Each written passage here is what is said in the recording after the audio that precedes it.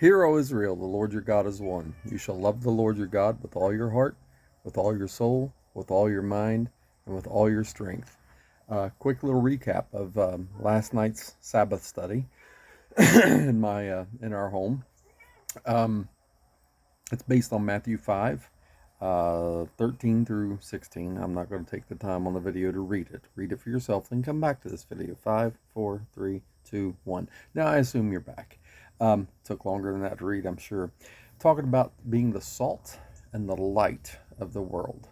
Um, the scripture says if salt has lost its flavor, or salt has lost its saltiness, Yeshua says if your salt has lost its flavor, it's good for nothing but to be thrown down and trampled by men.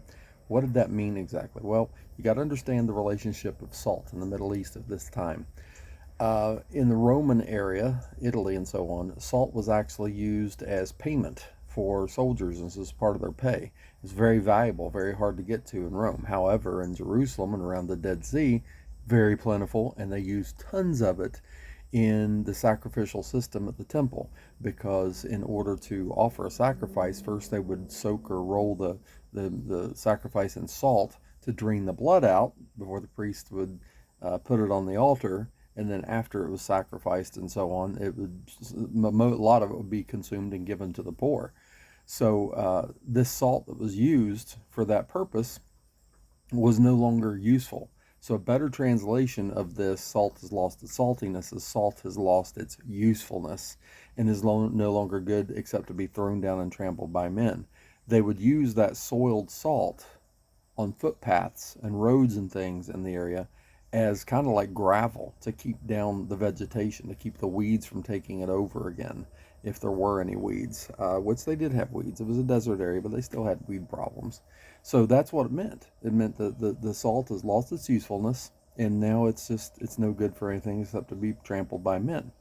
So Yeshua was making this analogy of we as faithful believers are to be an influence, a flavoring, a good flavoring to the world we're in. So if you're at work, you're basically commanded to be happy, to be content, to not be a grumbler, to be a good flavor, to be something that people desire in the workplace. So when we go to work, we should desire, or school, or whatever, or families, guys.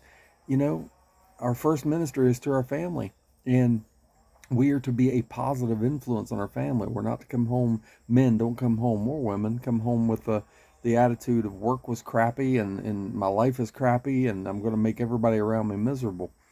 We're to be content, and we're to be happy, and we're to be a good seasoning for our family and our friends and our coworkers.